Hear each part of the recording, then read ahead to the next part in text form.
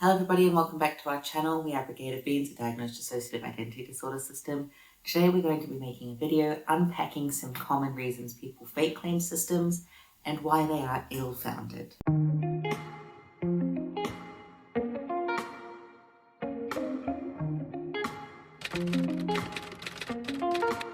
Before we get into this video, I do want to add the disclaimer that we are going to be discussing fake claiming lines of thought or just kind of attitudes. So if that's not a video that you can watch, feel free to skip this one. We know that for some people, just hearing reasons that people fake claim DID can cause a spiral of denial or self-blame or self-hatred or just feeling really icky about yourself. So please feel no pressure to watch this. We are taking the points that we're using directly from r/fake disorder cringe. We specifically looked up DID faker bingo cards, and I think we used 5 different bingo cards, and then we consolidated a bunch of those points into one bingo card, and we're going to be going through that. So we've highlighted on here the boxes that apply to us. We've also highlighted on here boxes that apply to our IRL system friend. We've used blue for ourselves, orange for them, and if a box isn't fully colored in, it means that it sort of applies. There's also some specific points that our IRL system friend shared that when it's relevant, we'll reference those. But otherwise, we're going to be using our own words to unpack each of the little boxes and explain why it simply isn't true. I'm going to be using my laptop because it's what the bingo card is on, and so I will be referencing this quite a lot. And when I'm reading our IRL system friend statements, I will be reading directly from our laptop so that I make sure I don't get anything wrong. Okay, box number 1, new alter every week. This is a little bit of a hyperbole for ourselves. We don't actually meet a new alter every single week, but we experience a lot of new alters coming on board within the system. And that is not just new splits. There are 4 ways within our system that we meet new alters. The first is splitting a new alter. This for us doesn't happen super commonly, but it does still happen because there are still situations that we would end up in that are outside of our window of tolerance, and we split a new alter. But that, I think, happened maybe 10 times last year. I'm not exactly sure. It's not my business to know specific system details, but it's not super common for us. It's not the most common way that we meet new alters. The second way that we meet a new alter, or there's a new alter, is when an alter fuses, or when 2 or more alters fuse. So we experience fusions semi-frequently in our system, and so because of that, there is a new alter who is 2 or more previous alters becoming one, and they are their own new self. There's aspects of them that are unique to them. There are aspects of the alters who are fused into them, and they are new. The third way that we meet new alters in our system is alters returning from dormancy. So for those that don't know, dormancy is basically when an alter is entirely offline. They are unreachable, they cannot front, they're not processing that time is passing by. They are entirely unreachable. And this can last anywhere from weeks to months to years to decades. There are alters in our system who have been dormant since very early childhood and then have woken up to suddenly be in 2025. And it can be very disorientating. It can be a very confusing process. Luckily, we have systems in place to help support alters that have returned from dormancy, but it can be very confusing and very distressing. But these aren't new splits. However, they are new to the system, especially if they've been dormant since before system discovery. And so it's meeting this new part, it's learning about them, it's them learning about you, it's starting to build communication and integration with this new part, who even though they've been a part of the system for a very long time, because there's been no awareness of them, they are essentially new. And the fourth way that we meet new alters in our system is an alter who has been around and been active but hasn't identified themselves. And this could be a couple of different reasons. At first might be that they are not aware that they are separate to a different alter. We've had multiple alters who have believed themselves to be a different alter until there has been an event occurred where they realize they are reacting differently, or they have a very strong preferential difference to this other alter and realize very suddenly, oh, I am actually separate. Because the separateness between alters doesn't have to be very extreme. It can be, but it doesn't have to be. And sometimes it can be very hard to tell that you are separate to somebody else. The second one could just be someone who knows that they are separate, but they don't want to identify themselves with the system yet. They are happy doing their work in the background, unbeknownst to the rest of the system, or unbeknownst to the majority of the system. And they just prefer secrecy. Secrecy is not the right word. Privacy is what I'm looking for. They just prefer privacy, and that is perfectly okay. Box number 2 has separate playlists for their alters. We have only half colored this in because we're not particularly very musical people. We don't listen to a lot of music. We do have some playlists for some different alters, some of which are available for public on our YouTube, but most only have 1 or 2 songs in there. Instead of having different music playlists for our system, we mostly listen to different books or read different books between us. For example, we are re-listening to the Warrior Cat series, and mostly that book is listened to by a specific group of our kids and teenagers. Meanwhile, we're also listening to Nona the Ninth and the Locked Tomb series, which has mostly been listened to by Puzzle and now Ether. We were also listening to Outlander, which was mostly being listened to by Helena, or when Helena was in co-consciousness, but somebody else was there. And that's because we have amnesia between us, and we have poor communication between us sometimes. So if one of us is very invested in a book and is not actually reading that book when they are fronting, they are missing that information. And whilst, yes, we can sometimes pass on information or fill in the blanks or just guess what's been happening, it's a lot more enjoyable to actually have memories of the entire piece of media that you're consuming. It also comes down to the fact that we have different preferences. Not everyone in our system, well, most people in our system, I should say, don't even really like romance books, which Outlander series very heavily is a historical romance. Not all of us like listening to middle grade books, which Warrior Cats is. And so we have different tastes and preferences, which is just part of being a system. And that also goes into music for systems who have playlists for their own alters, because they have their own specific tastes in music, or their own favorite artists, or their own favorite songs.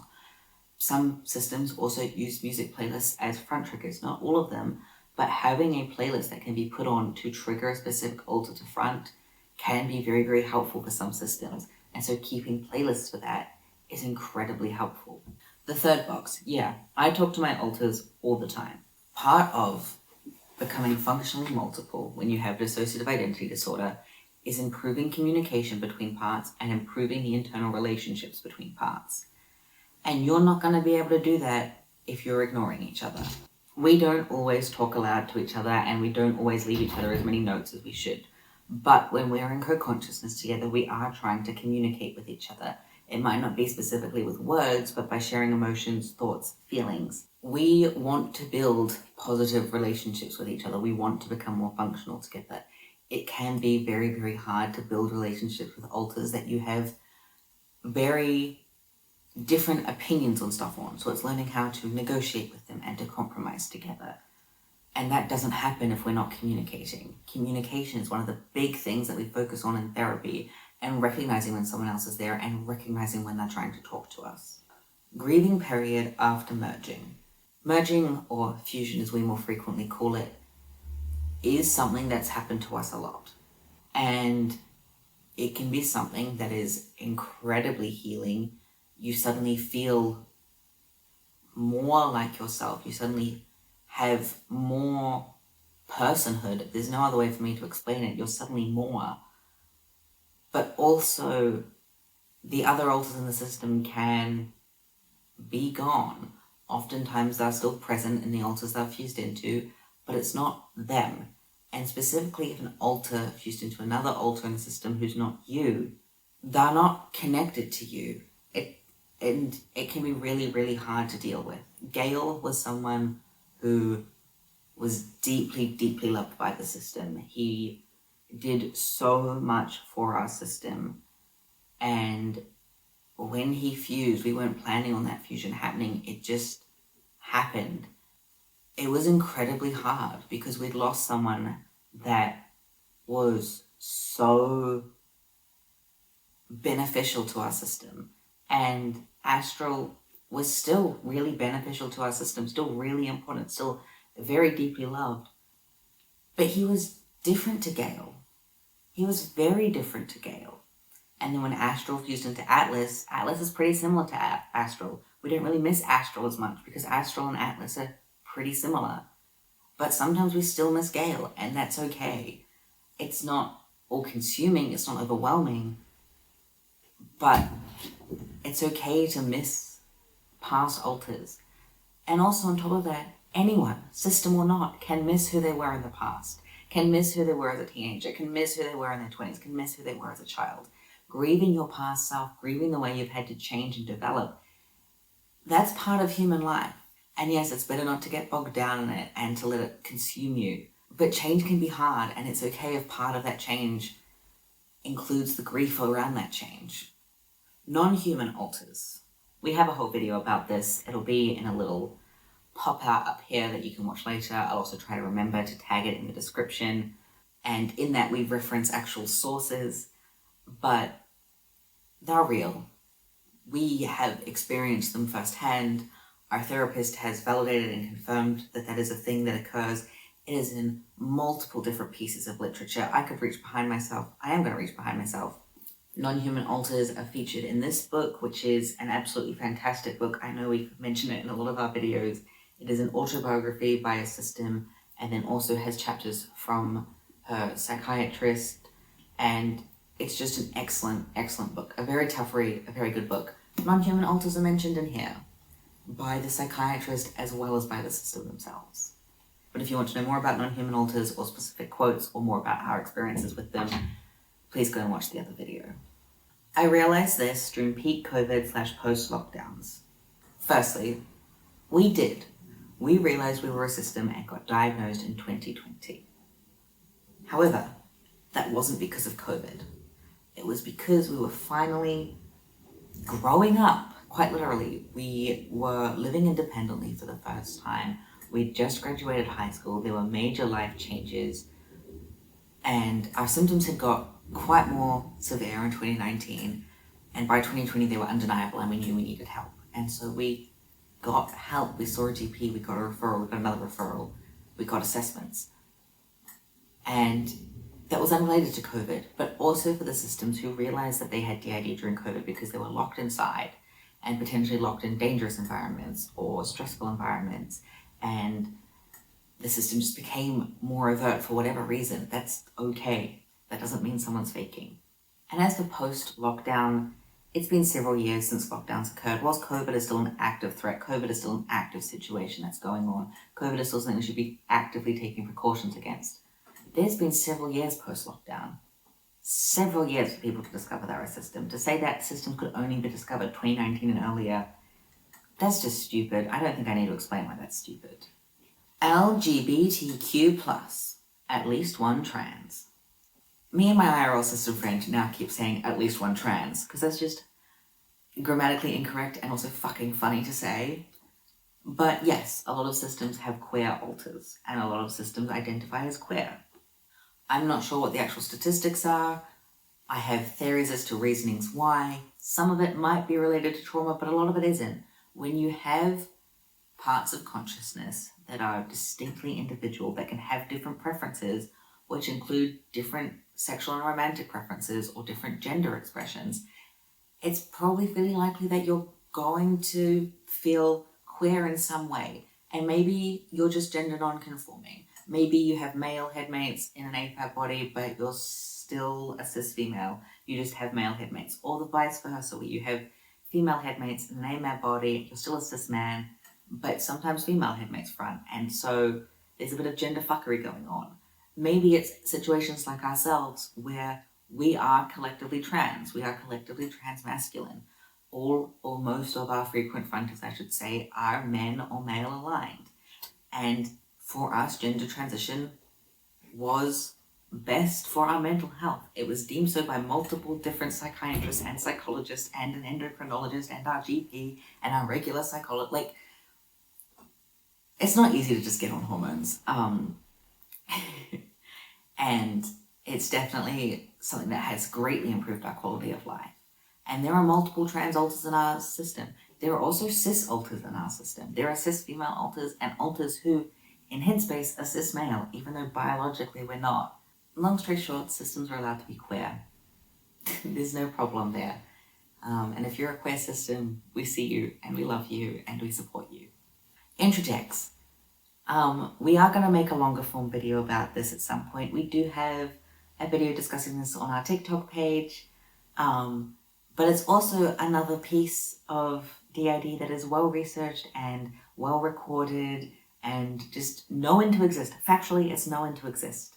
We have a video by Helena that talks about being an introject that I'll link above. I'm not going to go into it now because it is a topic that we are going to make a full length video on, but just know that introjects are a very, very valid and very, very well established part of dissociative identity disorder.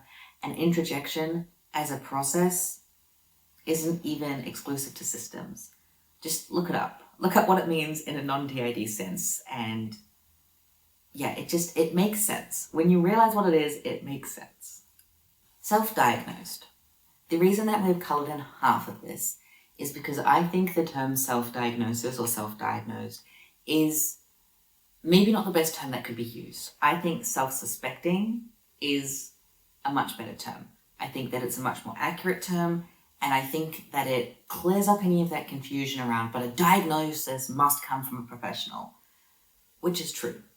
But a self-assessment, you can kind of work that out by yourself. And you can be correct in your self-assessment, or you can be wrong in your self-assessment.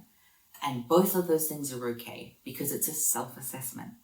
And whilst you are your own best, you know yourself the best, you're also going to have biases because you live in your life, and you may not know these other options, or you may not know enough literature to fully be able to do a proper self-assessment. But that doesn't mean that your self-assessment is entirely invalid and entirely wrong. I especially think that when it comes to self-assessment or self-diagnosis, you should be focusing less on labels and more on symptoms. Recording those symptoms, how often they present, how much they impact you, and record that so that you can present that to a doctor or a professional or whatever, depending on what area you're needing help with. Because the symptoms are still there. Despite whatever label is the most accurate or the most fitting, the symptoms are still present. We also half-colored in because we did call ourselves self-diagnosed to start with. We kind of suspected that we were a system from early 2020 and didn't get a diagnosis until late 2020. So we were technically self-diagnosed first, and then got our formal diagnosis, and then had it confirmed, and then had it confirmed again, and then had it confirmed again. It's not a bad thing to self-assess, and it's not a bad thing to suspect you have something, and it's not even a bad thing to think you have something and turns out you don't have it. Because people want to understand what's going on with themselves. People want to understand what's going on in their brain. People want to just have an understanding. And self-assessment is part of that. And I do think that if you can access mental health care, if you can access a diagnosis, you should try and pursue that because you deserve help. The long and short of it is you deserve help. And yes, psychologists and psychiatrists and doctors can be scary and be misinformed and sometimes do the wrong thing or make unethical decisions. There's still so many more out there who are good at their job, who care about their job, who care about their clients. And everybody deserves help, whether you're self-assessed as a system and then it turns out you're not. You still deserve help because their symptoms are still there. And I just think that therapy and medication and all of that stuff can be very, very beneficial to healing and very, very beneficial to getting better and getting more functional. But it's also not the be-all and end-all. But it's also is very important. It's a combination. You need a combination of all these different things. And therapy is one of those things. This next one's just a bit of a fucking joke, isn't it? White. Because apparently DID can't occur in white people. I don't need to explain why that's dumb, right? I think we all know why that's dumb. I'm just going to move on to the next one. Sign-offs. This is one of the ones where our IRL system friend has something that they want to say, so I'm going to read their bit off. I don't see why doing something that aids in communication and minimizes misunderstanding is a sign that you're faking. Wouldn't you want people to know that they're talking to you and not someone else?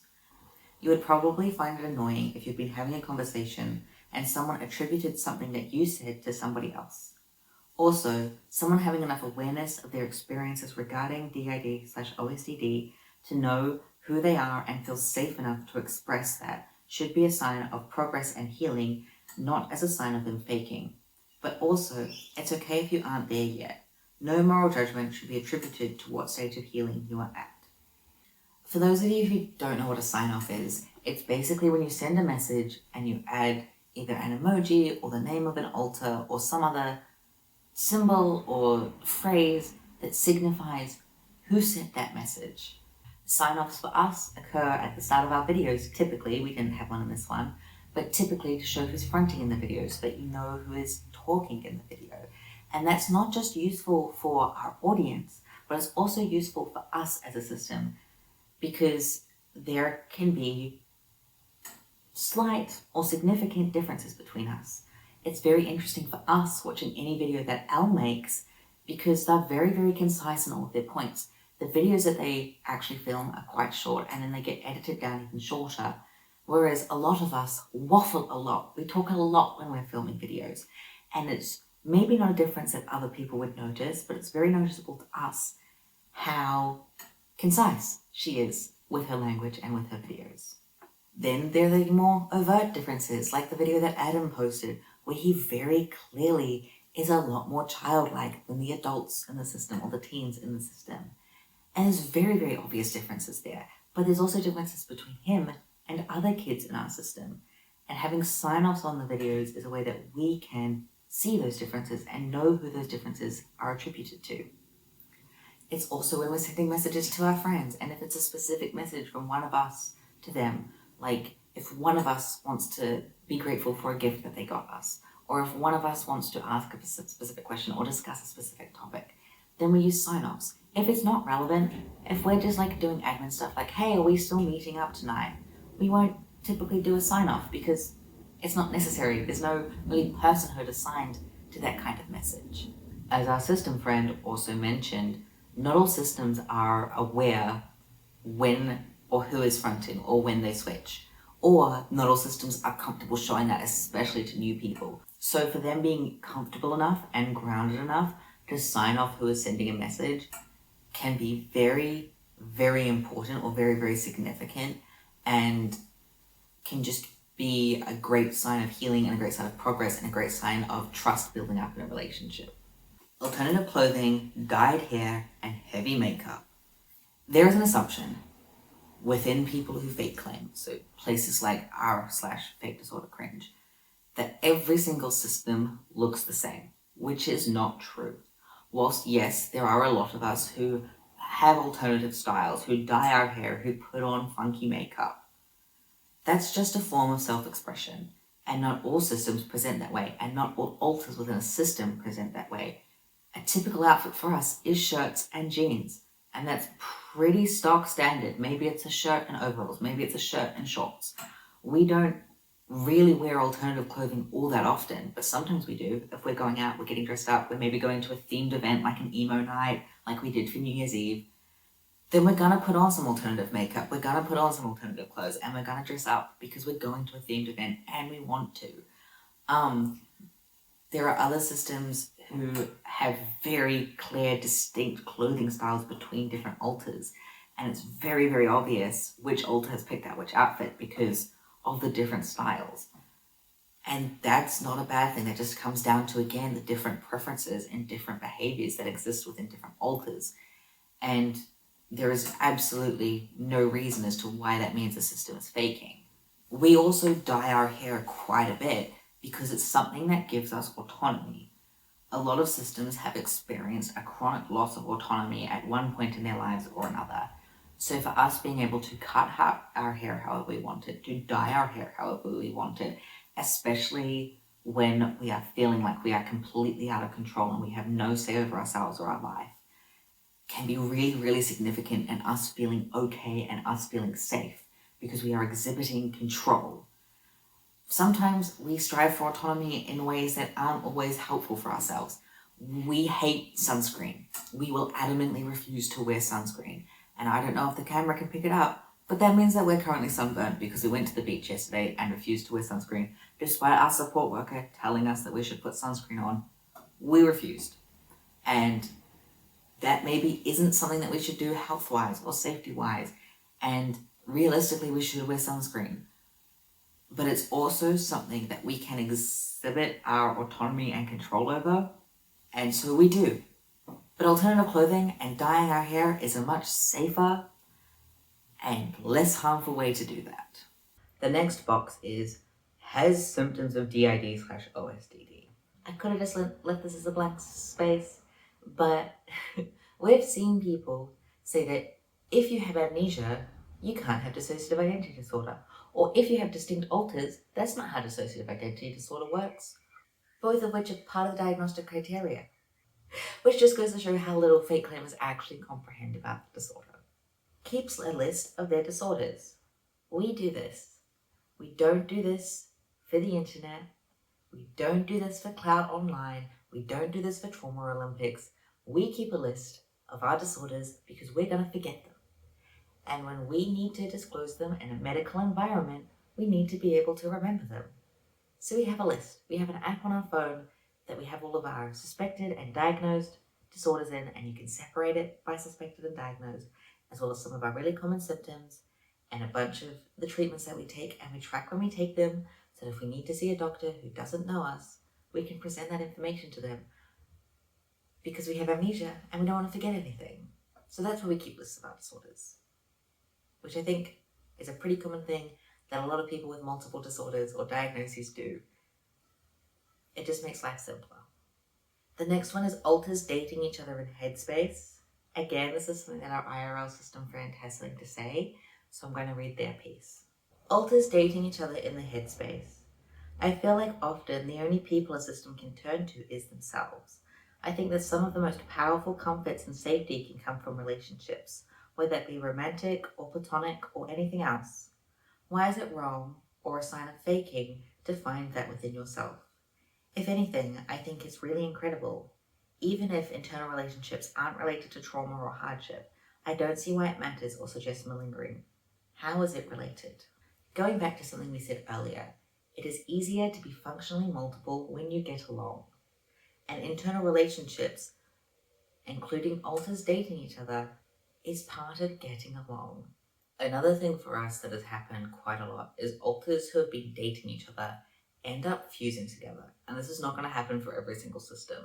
But because our alters who are dating each other have good communication and have built up the integration between themselves to be able to have that kind of internal relationship, when fusions occur for us, our brain will sometimes just soup them into one person. And that can be quite hard and disorientating to suddenly be your own boyfriend, but your boyfriend is you and you are your boyfriend and you are now one person. It can be a hard adjustment.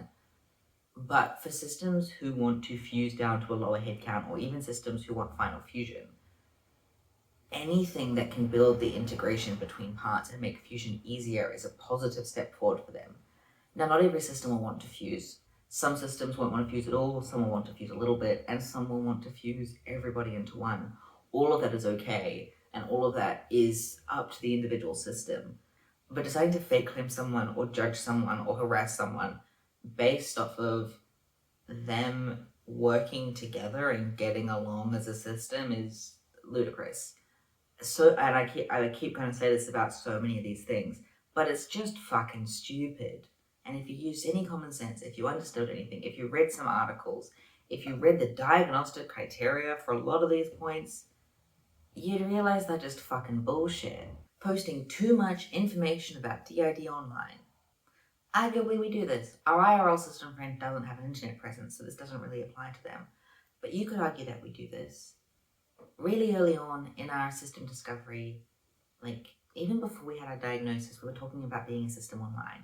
And we shared way too much personal information about ourselves because we didn't understand why sharing things could be dangerous. Like, we didn't realize that sharing a bunch of information about our child parts was not the best idea. We were only 19 at the time. We were pretty young. And we also hadn't been on the internet all that much, and we didn't have a good grasp of internet safety. Sometimes now people would still argue that we post too much about DID online because we don't have a degree in this area of study. But we do have lived experience. We do have articles that we can reference. We have talked to other people with the disorder and mental health professionals who are specialized in the area. And we always add the caveat of, we're not a professional. Don't try to diagnose yourself off our videos. Just take our videos as our experiences, or what we've read, or what we're translating for other systems who opted into being part of our videos. Yes, I talk about DID online, because that's what my channel's about. And I love having a channel about DID. I love talking about dissociative identity disorder. Dissociative disorders, specifically dissociative identity disorder, is one of our autistic special interests. The other day, we were at uni and there were a couple of other people there that we know, and they asked us a question, and it led to us giving a 3-hour, not really a lecture, but basically a lecture about the theory of structural dissociation, windows of tolerance, what dissociative identity disorder is, different ways it can present, answering questions. And it was an absolutely wonderful time. I love getting to talk about our special interests and having a platform where we can talk about our special interests and help other people feel seen and heard and validated. That's amazing. And I'm never going to shut up about it. I'm never going to stop talking about DID online unless somebody physically makes me. Because I have so much that I want to share. We have so many video ideas. Our list of video ideas is constantly growing and constantly being added to, and we're constantly filming videos we didn't plan to make. And we have so much content planned, and we're going to keep making it until we run out of ideas, and I don't think we ever will. I know more than a doctor does. Me and our IRL friend both coloured this in a little bit, because I do know more than some doctors about dissociative identity disorder. A lot of medical doctors don't even cover dissociative disorders, and even a lot of psychiatrists or psychologists don't spend a lot of time researching it or learning about it unless they specifically choose that area to study in. I do not know more than a DID specialist. I do not know more than someone who has studied DID. I do not know more than a doctor who has taken their time to learn about it. But I do probably know more than just a random GP that you pick off the street. Because I live with it. Because I've been in treatment with a specialist for 4 years. Because I've done my own research, I've read other people's autobiographies, I've talked to other systems. I've done a lot of research on this topic, and I've retained a lot of that information. But I do know more than some doctors, and I don't know as much as plenty of other doctors. It just depends on the doctor. Has an edgy, dark alter with a cringe name that hates them all. This is something else that our IRL friend had something to add, and I'm going to read that out. It's almost like trauma in a child/traumatized person might manifest in ways that are intense or uncomfortable. And that's true. Trauma, especially complex or prolonged or childhood trauma, is proven to affect the way that you view yourself and the views that you, what's the word I'm looking for? Not values, like self-image. It negatively impacts your self-image. And especially for like teenagers, and there are a lot of autism system who are permanently teenagers, there's a period in time where you're like self-discovery or like acting out or testing boundaries. And that can be being edgy and dark and cringe. And that's okay. Cringe culture is dead. Be cringe. I fucking love cringe people. And like, as for hating them all, it's pretty common for systems to have an alter that dislikes them. Whether that be because they blame the system for the trauma that they occurred, or they hate that the system doesn't accept them, or they hate that the system won't let them engage in certain behaviors that might be harmful to the body. Like, it's not all happy days within a system. Not everyone's getting along. We're not all singing Kumbaya around a campfire. At least not without a lot of work. Sometimes it's because we can't even talk to each other. So how can we sing together if we can't talk to each other? And sometimes it's because we don't like each other. We have to learn how to tolerate each other and negotiate with each other. And that's pretty typical for a system. It's pretty normal to have someone in the system who doesn't like the rest of the system, or doesn't like portions of the system, or doesn't like specific alters.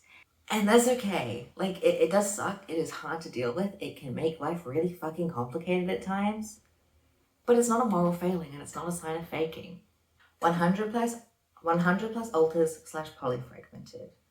We've recently been learning that polyfragmented might not actually mean 100 plus alters, but the articles stating that are relatively old, and I don't really know how that translates to current times, but realistically, polyfragmented is a community-based term. So the specific definition is going to change depending on who you ask. Sometimes it means that you have subsystems, sometimes it just means you have a complex system, sometimes it's the number of alters, sometimes it's the ratio of alters to fragments. It depends who you ask, and it is kind of complicated, it is kind of messy, and yes, it would be easier to have concise and consistent terms, but so long as someone's defining what they mean when they use a term, we don't take a problem with that. But no, having 100 plus alters or being polyfragmented does not mean that you are faking. There are articles, like peer-reviewed, published articles and case reports and all that discuss systems with 100 or more alters. That book that we pulled out before is a system with thousands of alters. It just depends on so many factors: an individual system's window of tolerance, the amount of trauma that they went through, when the trauma started, the types of trauma that occurred. There's so many different things that impact how many alters a system has. We have active in our system at the moment 50 alters. There's 50 of us active. There's well over 100 alters who are dormant, and there are hundreds of alters who have fused. Stuffies. Apparently, owning teddies means that you are faking dissociative identity disorder. No. A lot of people buy teddies for a lot of different reasons. It's pretty common for people with dissociative identity disorder to have alters that are still children, and a lot of systems will buy teddies to help bring comfort to those younger parts. Pretty much every alter in the system likes teddies, even the adults, even the people without ages, even the teenagers. We find teddies really, really comforting. We love carrying them around with us. And we also love collecting things. I don't know if you can tell, we love collecting things. So we love collecting small little squishmallows. It makes us really, really happy.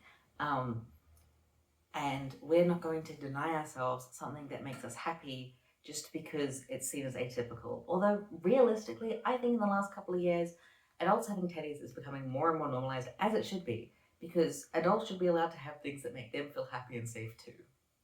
Extremely protective of a child alter. Yes. Now, some people might say that we're reckless with our child alters because we reference them in videos, we even let them make videos sometimes. But we are very, very not reckless. The child alters that we reference in videos or that even make their own videos are child alters who are very, very active in our life and are not literally the same age that they are. Like, they have cognitive abilities past the age that they are. They're able to understand what the internet means. Also, their content is edited and published by adult alters so that we make sure that nothing they're saying is too vulnerable or could be used against them. But there are child alters in our system who we are incredibly protective of. There are child alters in our system who maybe only one or two people in our life even know that they exist, and maybe don't even know that much about them. Like, we can be incredibly protective over our kids, and if anyone has a go at our kids, if anyone says anything mean towards our kids, we can become very, very defensive because we love our kids. We're very, very protective of our kids, and they've been hurt enough, quite frankly, and they don't deserve any bad shit ever. Opposed to integration. Now we put a tiny line here because there are alters in our system who are opposed to integration and who are opposed to healing. As a collective, we really want to heal. As a collective, we are all in on therapy. As a collective, we are all in on integration. Less so fusion, but that tends to happen for us anyway.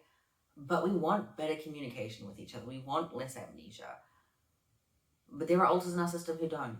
There are alters in our system who vehemently do not want to do therapy, who vehemently do not want to recover, and who vehemently do not want the system to communicate with itself better. They have their own reasons for that.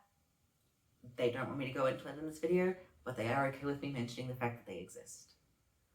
And so whilst integration is technically healing, trying to get everyone on board with healing is a hard task and might take years, and that's okay. Pluralkit user.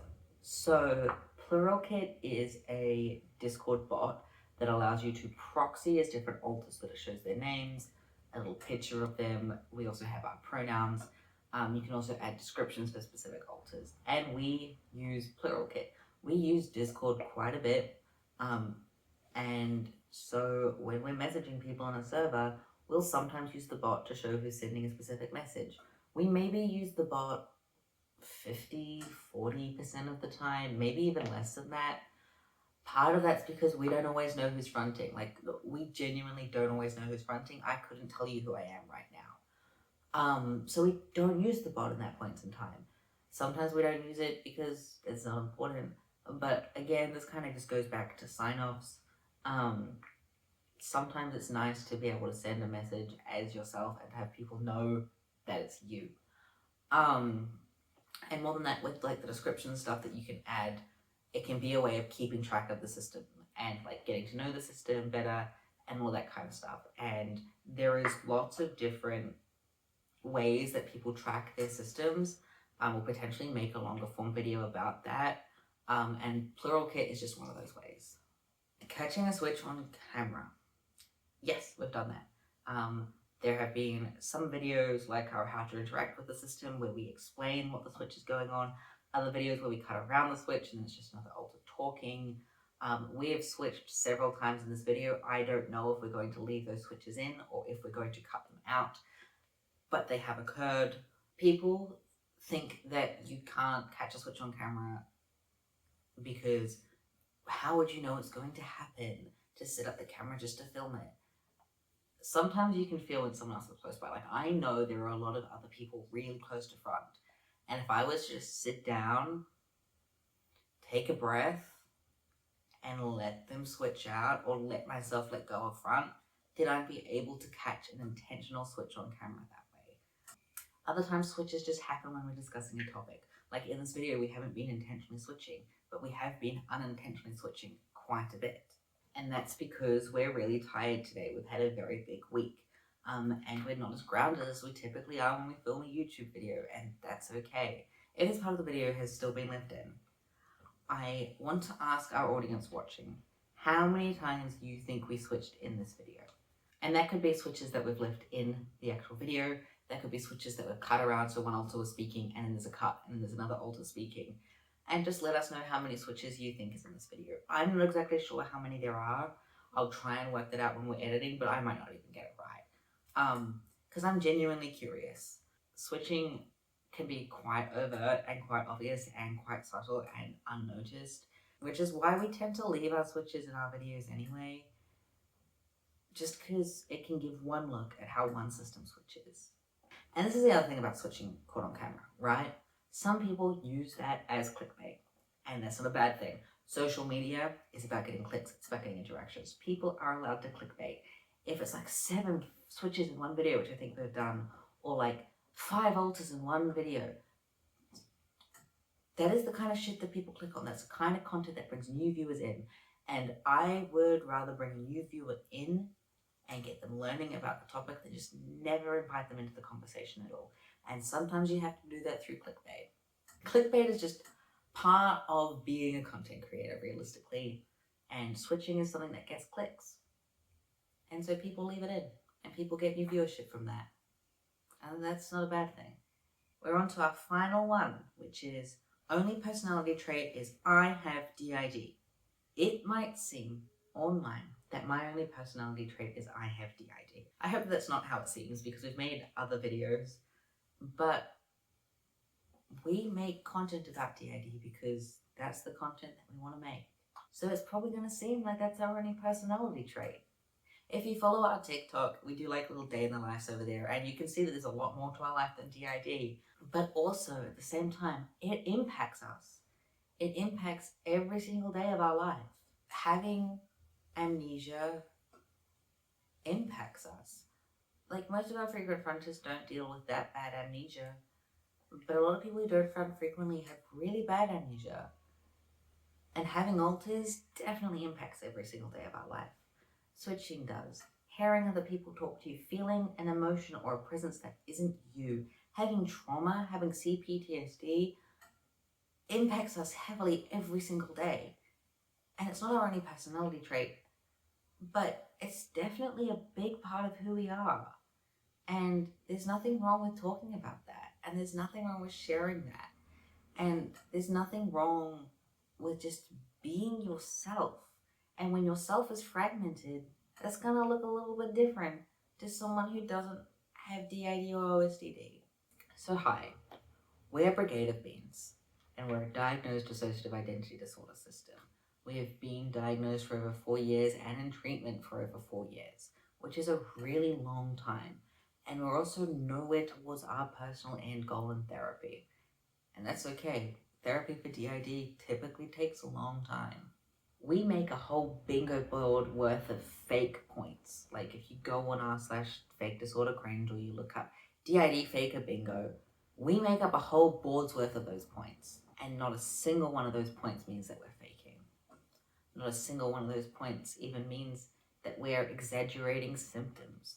Most of those points are parts that are written about in literature, written about in peer-reviewed articles, written about in autobiographies, or things that systems experience really, really frequently. There is a lot of hate towards this disorder. There is a lot of stigma around this disorder, and there is a lot of disbelief when it comes to this disorder. And honestly, it's stupid. I get it. Some parts about DID kind of sound fantastical. It doesn't necessarily make sense to someone who doesn't experience it. But if you do experience it and you get to hear someone else explain or share an experience that you also have and you've never had someone else talk about it before, it can be so validating and so eye-opening to go, oh my God, I'm not alone in this. Or, oh my God, that's what that experience is. And that's why we make content. We make content for the other systems out there who want to feel less alone. Or content for the people out there who are just curious about DID and want to know more. It's something that we love talking about, and it's something that we will continue talking about well into the future. Thank you all so much for watching today.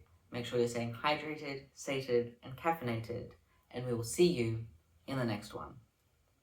Bye.